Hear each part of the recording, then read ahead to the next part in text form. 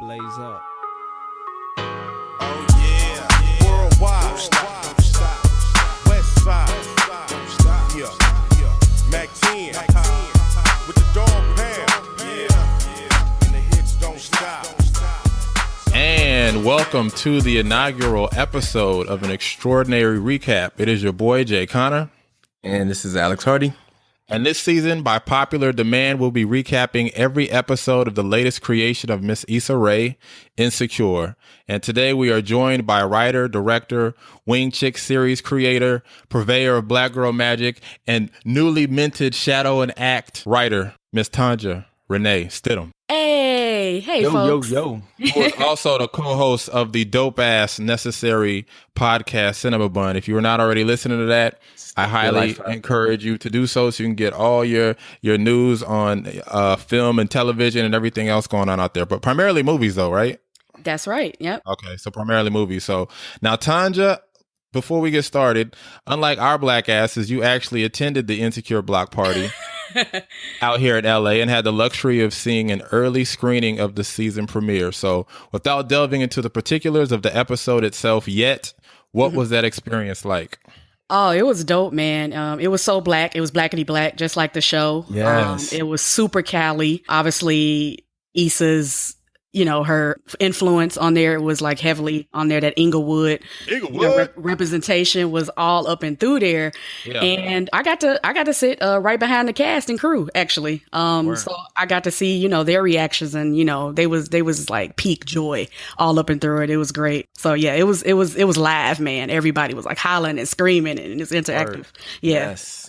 All right. Now, when last we left off, the two most important relationships in Issa's life were in shambles. While Issa spent the season finale attempting to mend her fractured relationship with Molly, things didn't exactly end on the best note with Lawrence, who followed Erykah Badu's advice, called Tyrone, left his Best Buy shirt behind as a gut punch, then proceeded to destroy Tasha's spinal column with the back shots heard around the world. Now, in you guys' opinion, did these surprising turn of events transform Lawrence into a villain? Because I'm seeing a lot of Lawrence's trash online afterwards. I don't think so. I don't think he was a villain. I was definitely, on behalf of Issa, I was salty just because of that, because it was just so good. Like, he was giving it to her. Like, he really was. That was ancestral strength. Woo, right? And just a petty at the end, just with the Best Buy shirt was just, damn, that was a nail in the coffin. Like, goddamn. But, I don't think he was a villain, though. Alex? I don't think he was a villain. I think he was a man scorned.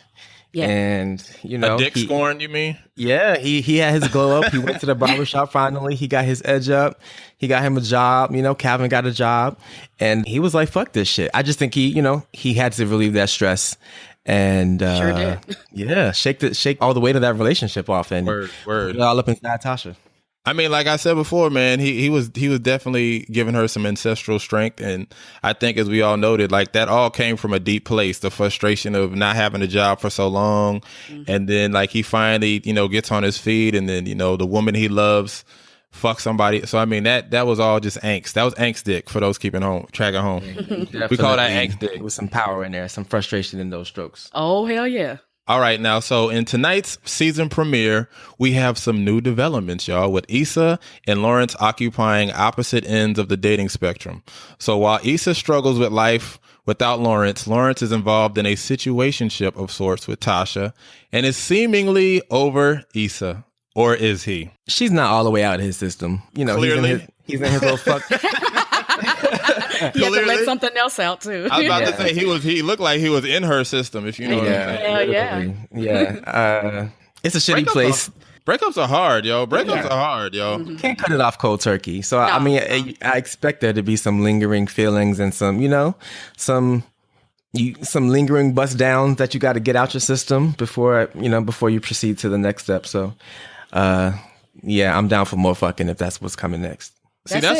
That's why I'm a proponent of the what's it called? The goodbye nut. You know what I'm saying? Like, you got to get that goodbye nut in, that goodbye sex, that final just And he was denied that right. So he was like, yo, I came to collect. You know what I mean? Since you can't mail my jury summons, you know what I'm saying? You're going to get this, you know what I'm saying? You're going to get this dick. So yeah, breakups are hard, man. So I can definitely understand. Cause I mean, to me, it was, did y'all see that coming first and foremost? Not at all. I didn't. Yeah, first of all, like when I saw it, when it was happening, I thought it was a dream sequence.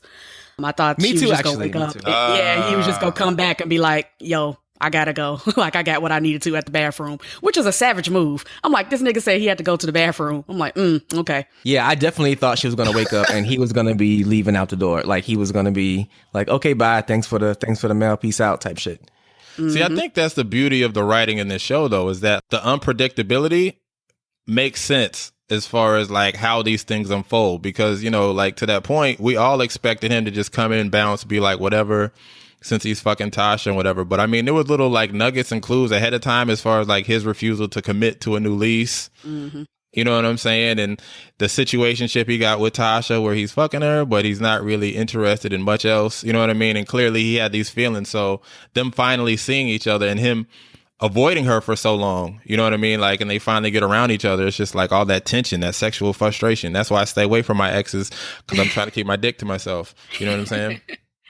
Yeah, it's real. And yeah, he's not that into Tasha. He just, just getting all that out in her. And she's definitely sprung though. So that's going to be an issue. I can foresee that in the season. What do you think, to that point, Tonja, how do you think this is going to unfold? Because I see it as like you said, he's going to try to figure out how to get things back with Issa, but Tasha's not having it. So how do you think that's going to play out? Yeah, it's going to be very bad for him. Like that is going to be peak conflict because she is sprung. She called him Zaddy. That ain't. You don't just be calling everybody Zaddy. It's all fun and games, so you throw that Z in there. Listen, that means something, right? And he knew it too. He was like, "Wait a minute, did you put a Z on it?" Word. Like, hell yeah, that ain't no game. So she is totally attached to him in all ways. Yeah, that's not going to play out well. So in other news, we have Molly going through her situation in therapy, which was nice to see that being further destigmatized as far as within our community. So shout out to Issa and the creative staff for incorporating that. But that being said, she might need more therapy, especially in light of the wage disparity that was exposed between her and her white counterpart, Travis. Considering this is a very real issue, as evidenced by the 63 cents to the dollar that 45's White House is paying its female employees, Tonja, what was your opinion on this dynamic and this revelation? Yo, this was so real. And to have to be able to see that paycheck right in front of her, I'm like, bitch, it was just so bad.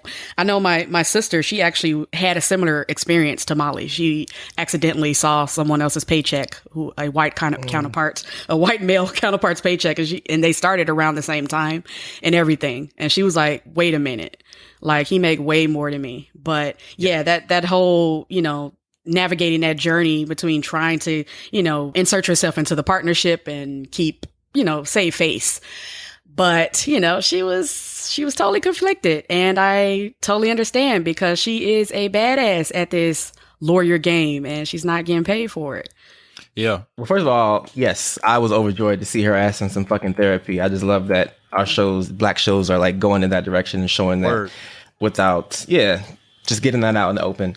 Yeah. I think that Molly, given her situation, it was kind of expected that, well, I would think, her being the partner in that law firm, that the white boys would be making more than her. I think that I see a demand for her props in the coming future and maybe possibly a job switch. Yeah, I want her to go to the rival firm. Just Get out. Petty with it. Get up out of there. Get up out of there. I don't think she feels appreciated. Peak pettiness. Yeah, I think that's what she needs to do. You know what? When that scene unfolded, as somebody who is definitely an advocate for, women's rights and equality, part of me, I couldn't tell if potentially this was rooted in race or if it was rooted in gender as far as the as far as the wage disparity, or both, a combination of both. It's definitely a combination of both. I think it's both, for sure. That's that dynamic that we always have to juggle all the time as Black women, wondering which one is which one takes precedence. And we can't separate the two because we are both. Say it again, Tonja, for the people in the back. For the people in the back, for the people who purchased the Groupon cheap seats, we cannot separate both of them. I am Black and a woman, a Black woman. Yeah. Shout out to all the white feminists out there. I know, right? No, this is definitely an interesting, B plot going into this, because I'm definitely curious to see how it unfolds. But I think obviously everybody is enamored by and enthralled by this dynamic between Issa and Mr. Lawrence, because now that it's been established that they miss each other, as plenty of us have experienced with our exes and had the little hate fuck or whatever the hell, or the petty fuck as I like to call it, where do you think they go now from here? Oh, Because clearly they both want the same thing, but the trust has been irreparably harmed. You know what I mean? Like, you can't take back the fact that she cheated on him, regardless of how much they feel about each other. yeah, it's gonna be hella awkward. I feel some very, very awkward interactions in the future. Like the next time they meet is gonna be super awkward. I mean, they did a super quickie. He went in the back, washed his dick off with maybe the Best Buy shirt. Maybe he wiped it off with that. That he left there, but then he left and gave her the church peck on the cheek. Yeah, I'm like, goddamn. That's the other thing that caught me off guard, is like to go pat her on the head. Well, no, because I mean, I think, like I said, I think we've all had situations in which we've had relationships with people, but it didn't necessarily feel like it was intimate. You know what I'm saying? Yeah. And like the sex that they had, at least from his perspective, felt like it was very primal. Like it was like, damn, like I have this intense emotion and rapport with this woman, but she hurt me. And it's like, I still can't allow myself to be fully vulnerable, which is why I could see him regressing to, giving her the church peck on the cheek. You know what I mean? Like to go from like that primal, intense passion to just like, all right, well, peace out. Yeah, I've been on her side of things. Alex, you need a hug or a peck on your cheek? I know, right? I want to hug. I need a hug. Well, Alex, speaking from personal experience, how did you feel in that moment? Well, the relationship ended, and the sex continued, but he had the upper hand. He was able to. He left just like her. Like, do it. It's over. Close on, leave. No emotion, and I'm kind of there with her, like Issa, wondering, is there something more? Is there a chance? And that same. Actually, no. I didn't even get that Christian cheek kiss. It was just he like, gave you a dab. no. There was no kissing. He dabbed you up. Right, that's too intimate. Ain't no kissing. He was like, all right, nigga, I'll holler at you later. It was like a here, bitch. Like, no kissing, no intimacy, no nothing. And that is definitely a hate fuck. You can definitely have the upper hand and get yourself stabbed doing some shit like that. Did you at least get like eye contact after he? I mean, yeah, yeah. Was it this like peak savage? Like he was like, talk to the back of my head type shit. I mean, it's over, in that little post-coital moment, but then it's really just like clothes, shoes, and gone. Like, damn.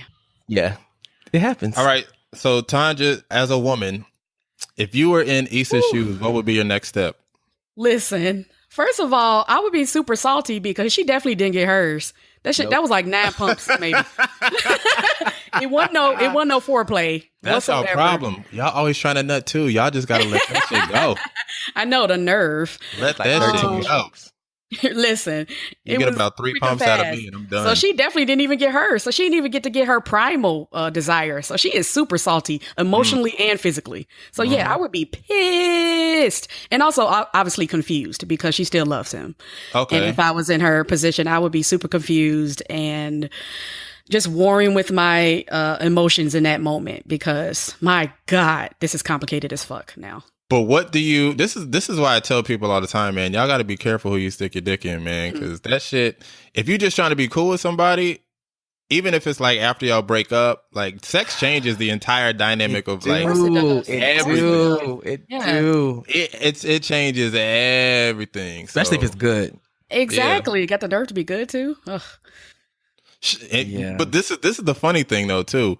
Am I the only one that notices the difference between the way he fucks Tasha and the way he fucks Issa? Or is that absolutely. Just me? Yeah. Because he be breaking Tasha's ass down to the damn molecular structure and shit, y'all. He be saving his good strokes for that. Like this was just a punk fake. Like, I'm all about it. I'm all about it. All about the male nudity. He be putting up like I'm always down for that. Y'all nasty. He be putting up like 80 he got a great ass. He do, and that he really and do. that lower back. Shout out to Jay. Yeah, shout out to Jay Ellis. Jay Ellis, right? To be specific. Yo, I haven't seen Jay's.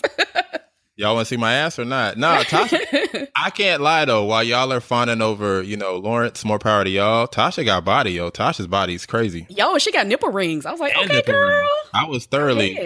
I was thoroughly impressed. That was worth a leg cramp. He said, yeah. He like, I guess. Yeah. But yeah, I'm definitely curious in seeing where this develops. I also thought it was interesting. I like the I guess you could say kind of like a C plot or whatever, but I like the fact that Issa got creative, because remember how Molly told her, like, you want to see, and you got to give that illusion that, you doing well, because a nigga always wants somebody that's doing well. So she was like, okay, I'm going to throw this party, and he's going to see that, like, I'm in a great place, and homeboy just stood her up. So it's just like, damn, that's cold-blooded. That was a great moment. First of all, that was a great misdirection there with him at the door, because that was another moment that we all hollered like, God damn it, because as soon as she opened the door, everybody's like, oh my God, it's about to happen. And no, it wasn't. Yeah. They definitely do a great job of keeping things unpredictable with the plot twist, but well within the scope of the characters. You know what I mean? Because a lot of times, I'm sure me and you are way familiar with this, but as far as like people writing outside of what a character would actually do, you know what I'm saying? And the fact that like these twists are so well within, the story and what these characters would actually do, it's just really, really good shit. And I love the fact that it really is. I love the fact that it's so masterfully executed, and more importantly, the fact that it's so predominantly black and so unapologetically black. You know what I mean? So black. That wind down when the Cali dudes is doing the crip walk. I'm like, dude, this is so good. I just love rolling blunts on the Essence magazine. Listen, on HBO, y'all. HBO on a personal. I think it was Essence or Ebony, but my soul, she cried. It was great. Black joy. I also thought it was dope. Shout out to them for the cameo. Did you see Regina Hall? And I did. Lil Rel, I think his name is. Lil Rel, yeah. Shy love. Lil Rel. I love Lil Rel. He's hilarious. Yeah. And old boy from Friend Zone was in there, Dustin. Yes, Dustin was on there. One of her dates. So they that was really cool. In there. In there. So any final thoughts heading into the second episode, ladies and gentlemen? Whew. Anything could happen. It really could. I'm still left shocked at this one. My God. I want Molly to have more therapy. Definitely Molly with therapy. I love that. And I love that she has a black therapist as well. Do you think we'll see more of Issa's brother in this series? I mean, he's in this funny. I love him. He has potential. Don't blame me for, living a rich and fulfilling life. I'm like, yes. That's real. All right, well, that wraps it up for an extraordinary recap. Thank you, Tonja, for coming through, blessing us with your presence. And we will be back next week with the second episode of Insecure. So peace out, y'all. Peace.